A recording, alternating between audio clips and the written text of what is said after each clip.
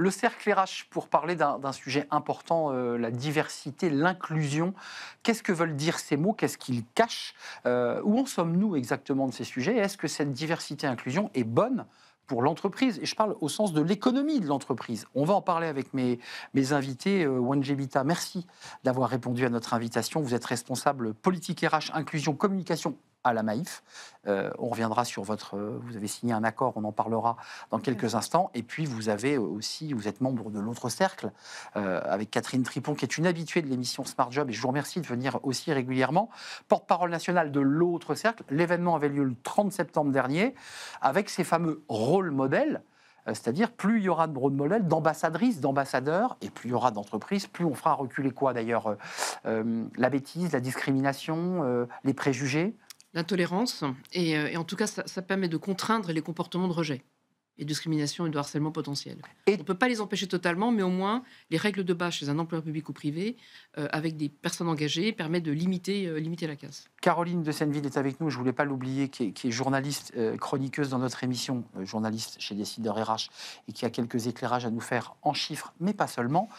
Catherine Tripon, juste un mot, et d'ailleurs vous êtes, Wanje, invité à nous répondre aussi si vous le sentez, mais on a le sentiment qu'en ce moment on est un peu sur une ligne de crête. Il y a eu une dizaine d'années des sujets où il y avait une sorte de liberté, l'inclusion, la diversité, et les RH étaient en première ligne, et on a Donald Trump qui est arrivé, et qui a eu des positions d'une radicalité incroyable, plus de trans au sein de l'armée américaine, il n'y a que des familles faites d'hommes et de femmes, enfin tous ces sujets vous les connaissez. Comment vous regardez cette espèce de vague conservatrice un peu radicale qui peut avoir un impact quand même sur la manière dont les RH, les dirigeants, les CEO peuvent se positionner? En fait, ça va de pair avec une vague nationaliste et conservatrice qu'on constate au sein de l'Europe, qui a commencé avec certains pays ex-bloc soviétique, qui continue même aux portes de la France avec l'Italie. La montée effectivement des nationalistes, de rejet de l'autre, qui fait que autant une entreprise publique ou privée ne fait pas de politique, autant la politique impacte évidemment la relation. Et donc, c'est créer les conditions pour que, quel que soit ce qui se passe à l'extérieur, voire une réduction de droits, toujours une possibilité, même s'il n'y a pas d'effet rétroactif des lois, il y a toujours une façon effectivement de limiter les impacts positifs qu'on puisse voter. Mais sur le terrain, Catherine, on vous dit quoi? On vous dit, j'ai un peu plus peur depuis qu'il y a Trump parce que j'assume moins mon identité trans ou non-binaire, ou tout simplement homosexuel. Est-ce que ça, on vous le dit? Est-ce que vous avez on a des inquiétudes qui sont évoquées par un certain nombre de salariés, d'agents et agentes parmi les signataires de la charte d'engagement LGBT+, de l'autre cercle. Mais pour le moment, la digue tient, et d'ailleurs Pascal Murger en est un bon exemple quand il est intervenu chez un de vos confrères, sur le fait qu'en France aujourd'hui, la question des diversités n'a rien à voir avec ce qui se passe aux États-Unis. On est sur l'universalisme républicain, avec ses limites parfois, mais qui fait que c'est avant tout l'égalité des chances et lutte contre les discriminations. Et les employeurs, aujourd'hui, certains qui travaillent avec les États-Unis, ou qui sont filiales françaises de groupes américains, ou qui font du business avec le gouvernement fédéral américain, sont obligés de modifier peut-être certains mots. Nous sommes d'accord. Mais ça ne change pas. L'important pour nous sont les process RH. Oui, bien sûr. Et plus effectivement on les crante durablement, et plus effectivement on réaffirme, et tous les dirigeants et dirigeantes... Une forme de résistance. En France, de groupes qui ont un lien avec les États-Unis, capitalistique, commercial ou autre, ont tous réaffirmé très fortement auprès de leurs employés qu'on ne changerait rien. Wanje Bita, quel regard vous portez? Alors, les enjeux eu égard aux États-Unis sont pas dans votre scope, mais ces enjeux d'inclusion, de diversité, vous dites, on lâche pas, on continue? Ah oui, je reprends juste ce que notre directeur général a dit, Pascal Demurger, qui effectivement ne reculerait pas. Et c'est la raison pour laquelle on prône une politique diversité et inclusion, qu'on a signé un accord diversité et inclusion QVCT également, et qu'on mène des actions, en tout cas pour promouvoir tous ces sujets, que ce soit des sujets de LGBT ou des sujets d'égalité homme-femme, de handicap, en tout cas tout type de diversité au sein de l'entreprise. Donc oui. Un accord qui garantit la liberté de chacun d'être comme il est, pour le dire en mots moins technocratiques que les accords CSE. Oui, tout à fait. Un accord qui permet à chacun de se sentir bien dans l'entreprise et qui est accueilli et accepté tel qu'il est. Caroline, il y a le sondage et l'étude assez intéressante que vous avez relevée, Tétu BCG, Oui. BCG et le magazine Tétu, qui montre quand même que malgré les efforts que font de très belles entreprises comme la Maïf, on est un peu là en ce moment sur une ligne de crête. C'est ce que dit le rapport, c'est que l'inclusion des personnes LGBT+ en entreprise atteint un plafond de verre avec un potentiel risque de retour en arrière après plusieurs années de progrès. L'un des chiffres assez marquants, c'est que 13% des collaborateurs et collaboratrices LGBT+ interrogés ont constaté une évolution négative du climat en entreprise récemment. Donc ça veut dire, là, Catherine, je vous repose la question, qu'il y a une forme d'autocensure liée à un contexte mondial porté par Trump. On l'a encore vu hier lorsqu'il était en Égypte ou en Israël, espèce de posture comme ça de maître du monde, qui peut effrayer tout simplement jusqu'au collaborateur qui dit « mais moi je suis plus très à l'aise pour mettre en avant mon identité ». Non, mais c'est ce que je disais au début, il y a des personnes qui sont inquiètes. Évidemment, parce qu'on n'a pas envie de revenir le passé que ces personnes ont pu connaître dans des jobs précédents. Maintenant, la DIC tient aujourd'hui, elle tient plutôt pas trop mal, mais on n'est pas à l'abri de ce qu'on appelle un backlash. On l'a sur la question d'égalité entre les femmes et les hommes, nomination de femmes à des postes clés.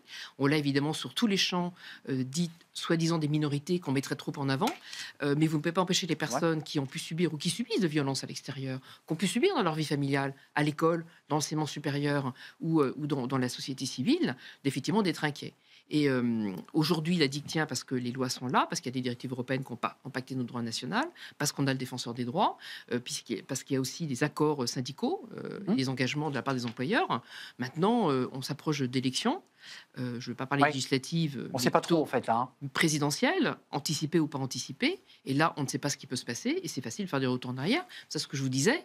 La rétroactivité des lois, dans certains cas, quand on est un peu... Et c'est ce qui se passe avec Trump aujourd'hui, qui remet complètement à plat tout ce qui avait été... Il fout complètement... Et a signé des salles de décrets. Absolument. Donc les directive orders, effectivement, remettent complètement à plat ce qui était acquis. D'où l'importance pour ces boîtes, en parallèle, de travailler. Donc officiellement, certaines m'ont donné une image... On va suivre, évidemment, ce que dit le président Trump. Inclusion washing, un peu.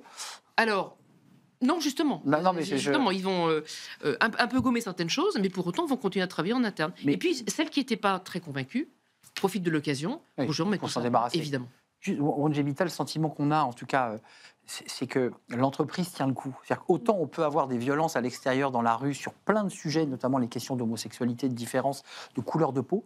Et j'ai quand même le sentiment que l'entreprise reste, peut-être grâce à l'autre cercle et à des RH ambitieux, un lieu comme ça de préservation. Peut-être me trompais-je? Non. Je pense que l'entreprise a ce rôle-là, effectivement, de protéger ses collaborateurs et collaboratrices. C'est aussi l'une des missions de la RH. Alors que ce soit en allant signer effectivement des partenariats, on a signé la charte de l'autre cercle, pour afficher à l'intérieur et à l'extérieur de l'entreprise, qu'on ait une entreprise accueillante et qui accueille tout type de diversité, que ce soit en mettant des mesures de type dans notre accord diversité et inclusion, des mesures pour accompagner les transitions. On donne 3 jours pour accompagner les transitions pour les personnes LGBT+. Donc, il faut mettre en avant des process, des communications, des partenariats pour, en tout cas, démontrer et affirmer que au sein de l'entreprise, on accueille, on accompagne de la même manière tous les collaborateurs et collaboratrices. Et de la vigilance aussi, puisque ça renvoie aussi aux enjeux de vigilance quand il y a un dérapage, quand il y a des mots qui ne sont... Oui, et ce que le baromètre que vous évoquez, BCGTU, met en avant aussi, c'est que les initiatives RH sont certes en progression, mais il y a quand même une dynamique contrastée dans les politiques d'inclusion LGBT+. Et si les organisations accélèrent sur les initiatives qui concernent le recrutement, celles liées à la gouvernance, à la visibilité interne et à la communication externe sont en perte de vitesse, ce qui renvoie à cet enjeu et la nécessité d'avoir des rôles modèles. Et voilà, dans le baromètre, je crois que seuls 7% des personnes interrogées disent avoir ce rôle modèle sur lequel pouvoir se reposer. On parle des LGBT, on parle des personnes en situation de trans ou non-binaire. Je précise quand même que la Maïf est quand même un très bon élève, il faut quand même le signaler. Numéro 2 du classement des meilleures entreprises du monde en inclusion des femmes en 2024. 6,37%, c'est 6%. On est même passé à 7. À 7, donc encore mieux. Des personnes en situation de handicap, qui est le 6% étant la règle à respecter. On en est loin, je crois qu'en France, on est encore à 2,8 ou 2,9%. Et 94 sur 100, c'est l'index égalité pro. Oui. Vous mouillez le maillot sur ces sujets-là, quand même. Tout à fait. On est engagé, effectivement, sur tous les sujets de diversité. Je dirais qu'au sein de la Maïf, le vrai sujet, c'est l'équité. Alors, effectivement, on parle du sujet LGBT+, qui fait partie de nos sujets d'équité, mais nous, notre ambition, c'est vraiment d'être le plus équitable possible. On est entreprise à mission depuis 2020, qui vient quelque part accélérer ou en tout cas mettre en avant cette ambition très forte, que ce soit au niveau de l'environnement ou sociétal. Et je dirais que c'est ça, notre ambition, c'est vraiment cette équité entre les collaborateurs. Vous l'avez dit, aujourd'hui, l'entreprise reste un des lieux là où on peut retrouver le maximum de diversité et où on peut justement collaborer. Être soi-même. Exactement. Je suis entièrement d'accord. La rue est devenue une zone plus complexe. Exactement.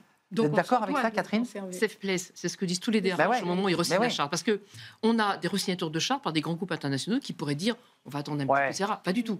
Non seulement parce que la charte est valable 3 ans, ils re-signent, mais on a beaucoup de groupes importants qui nous contactent en ce moment, avec qui on a vu des relations, puis c'était un peu en attente, et qui nous disent on veut continuer à avancer, comme s'il y avait une urgence pour eux à sécuriser au maximum, tenant compte de l'inconnu, la stabilité politique que nous avons en France, et même au niveau Donc une forme de résistance, si je peux me permettre. Une forme de résistance, en tout cas de conviction.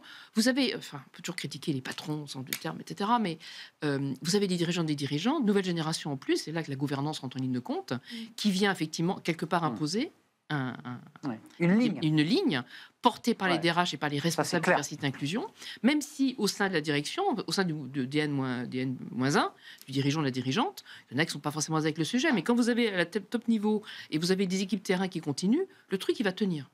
Catherine Wongé, c'est intéressant parce qu'il y a les enjeux de marque employeur, il ne faut pas le négliger. Quand on signe aussi l'autre cercle, il y a aussi l'idée de dire à des collaborateurs et à des talents venez, vous y serez bien et vous pourrez grandir. Il y a un sujet quand même qui est assez intéressant, d'ailleurs, quand on l'observe de ce côté, c'est inclusion et je dirais productivité, compétitivité de la boîte. C'est bon pour une entreprise. C'est bon pour une entreprise. On sait, c'est plus à prouver le lien entre la performance et l'inclusion en entreprise, mais c'est ce que vous disiez, Catherine. Si de plus en plus d'entreprises s'engagent en faveur de l'inclusion des personnes LGBT et de la diminution des discriminations juridiques formelles, les discriminations informelles, les expressions LGBT-phobes, l'ambiance, les microagressions, ça persiste et voilà, on ne peut que s'en inquiéter puisque le lien est évident entre performance et inclusion. Je me tourne vers vous, Wongé Bittal, RH. On voit le travail que fait la MAIF en termes d'image, en termes de visibilité sur ces sujets. On n'empêche pas dans une entreprise les dérapages. Comment on gère ça quand on est RH? Est-ce qu'on sanctionne? Est-ce qu'on est un peu plus vigilant? Est-ce qu'on met à pied? Enfin, c'est intéressant de savoir aussi ce que lorsqu'on se fait insulter ou subir des propos homophobes, qu'est-ce que subit le collaborateur qui a prononcé ces mots? Alors moi, je dirais qu'avant de sanctionner, déjà, on a un rôle de responsabiliser, sensibiliser, responsabiliser. Donc, on se doit de former les managers, former les collaborateurs pour justement expliquer c'est quoi les stéréotypes, c'est quoi les micro-agressions, parce que des fois on ne s'en rend pas compte, c'est souvent très bienveillant, et des fois c'est vrai que c'est la blague très déplacée, donc on se doit déjà de former, sensibiliser, et si une fois que l'on a fait tout ça, une fois qu'on a communiqué sur le dispositif d'écoute qu'on a au sein de l'entreprise, sur tout ce qui est référent harcèlement, discrimination, sexisme, eh bien quelqu'un va au-delà, oui, ça pourrait aller jusqu'à une sanction demain, puisque c'est sanctionné de toute façon par la loi. Donc, Parce qu'on voit l'enjeu de formation, on voit l'enjeu d'accompagner les managers, parce qu'il y a parfois des maladresses verbales qui ne cachent pas forcément de mauvaise volonté, mais il faut des sanctions. Vous qui observez aussi ce sujet de collaborateurs qui disent, par exemple, je ne peux pas mettre sur ma carte mutuelle quand je veux mettre ma famille, j'hésite à mettre mon compagnon. Enfin, c'est un sujet un peu pratique, mais je ne mets pas le nom de mon compagnon, je ne sais pas trop ce que je mets. On voit bien qu'il y a une censure, qu'il y a une peur. On sanctionne ou pas? C'est important dans nos enquêtes, d'ailleurs. Bien sûr qu'il faut sanctionner tout comportement discriminant, mais je reviens 2 mots sur l'inclusion. L'inclusion, ce n'est pas le boulot des RH. Le boulot des RH, c'est de créer les conditions pour que les équipes repèrent le plus tôt possible un dysfonctionnement, fassent le travail de pédagogie, c'est ce que vous dites effectivement très bien. Et après, l'avenir, ce sont les alliés. Ce sont les personnes qui ne sont pas concernées par le sujet. Un propos déplacé à la machine à café, c'est aux collègues hétéros. Un propos déplacé sexiste, c'est aux collègues masculins de réagir. Et à partir du moment où on ne fera plus porter la charge de la réaction aux personnes concernées, mais par l'ensemble du collectif de travail, alors là, effectivement, celles qui ne sont pas à l'aise avec, quelle que soit la thématique, la LGBTQ, dont on parle aujourd'hui, mais ça peut être d'autres, penseront ce qu'elles veulent, mais ne pourront plus effectivement l'affirmer. Et ce sera un soulagement pour les personnes concernées. Ou créer mettre en minorité ce collaborateur. Complètement. Elles se tairont. Donc chacun pourra avoir son espace. Est-ce que vous aviez des éléments complémentaires, Caroline, sur... Oui, peut-être juste sur ce que vous disiez sur la formation des managers, notamment. Votre baromètre que vous avez fait avec l'IFOP montre bien que la visibilité des personnes LGBT+, varie quand même en fonction du niveau hiérarchique. Quand ils sont avec des collègues de confiance, ils évoquent leur situation personnelle. Quand c'est avec les supérieurs hiérarchiques, ça a l'air plus délicat.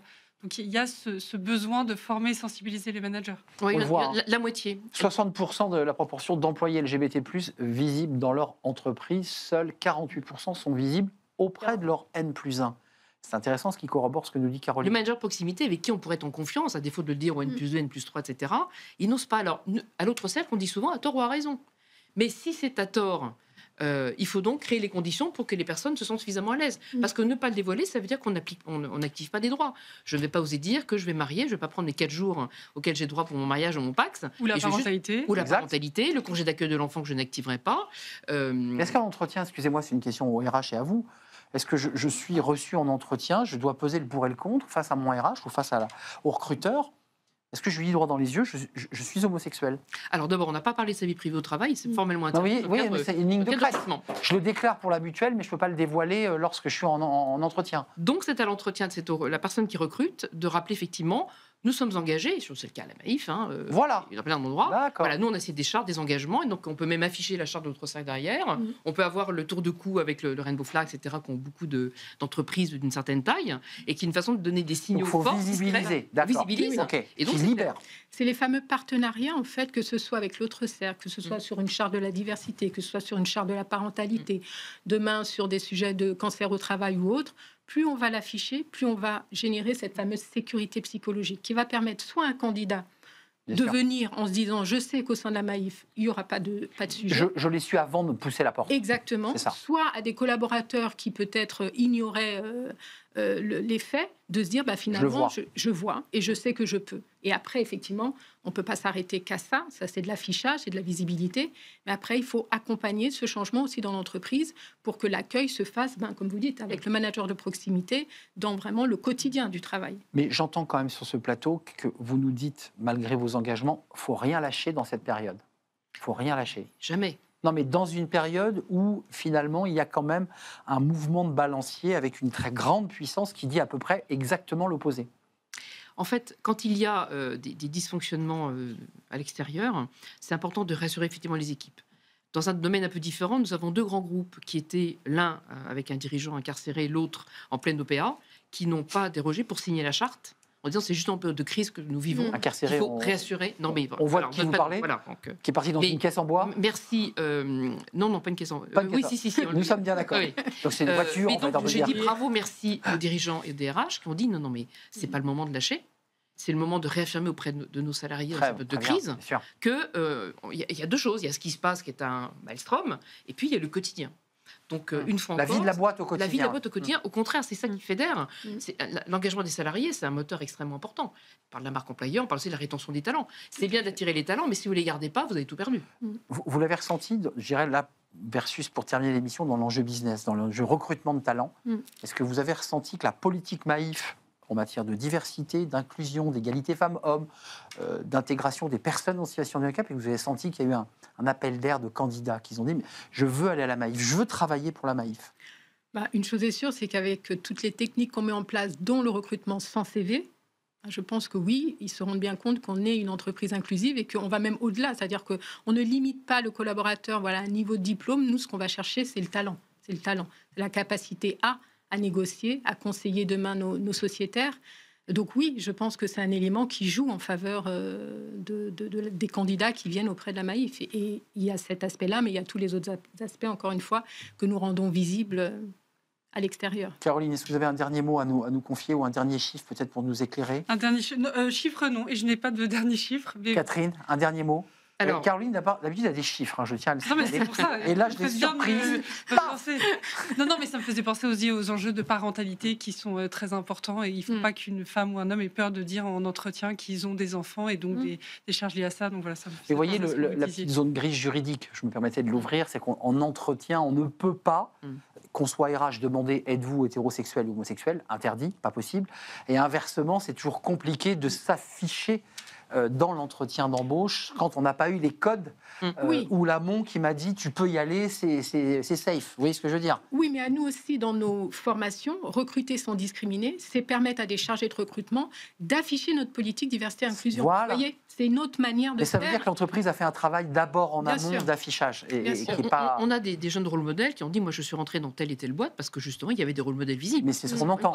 On a sorti Exact. une grande enquête parcours jeune, tout public proche de l'emploi, apprentis, alternants, enseignement supérieur, une grande majorité effectivement de plus ou moins visible sur dans leur école, avec parfois des vraies attaques, mais Ouais. ils sont tous extrêmement demandeurs à ce que l'entreprise soit exemplaire sur le sujet, et s'ils ont le choix des armes, ils choisiront un employeur public ou C'est privé clair. qui soit clair là-dessus. Donc il y a un vrai enjeu, Et quel alors- que soit le niveau d'éducation, le niveau de diplôme de la personne. Et le rôle de vos ambassadeurs qui sont des porteurs de flammes, de transmission et qui rassurent aussi toutes ces jeunes femmes, ces jeunes hommes qui nous regardent, j'en suis sûr. Merci à vous, mesdames. C'est un vrai plaisir de partager ce moment. Merci, Wan Jebita, responsable politique RH, inclusion et communication Maïf. Une belle entreprise, en tout cas à travers les chiffres que j'ai pu présenter. Merci à vous, Catherine Tripon, pour votre engagement et ce combat. Merci d'être venue porte-parole nationale de l'autre cercle. L'événement avait lieu le 30 septembre. Ce sera donc dans un an. Mais oui, bien Allez, sûr. allez sur le site et merci évidemment à Caroline de Senneville. C'est toujours un plaisir de partager cette émission avec vous, chère Caroline, journaliste, décideur RH. Merci à vous, merci à Nicolas qui m'accompagnait, merci à Paul au son et merci à Kylian qui réalisait aujourd'hui. Merci à vous tous pour vos messages et votre fidélité. À bientôt, bye bye.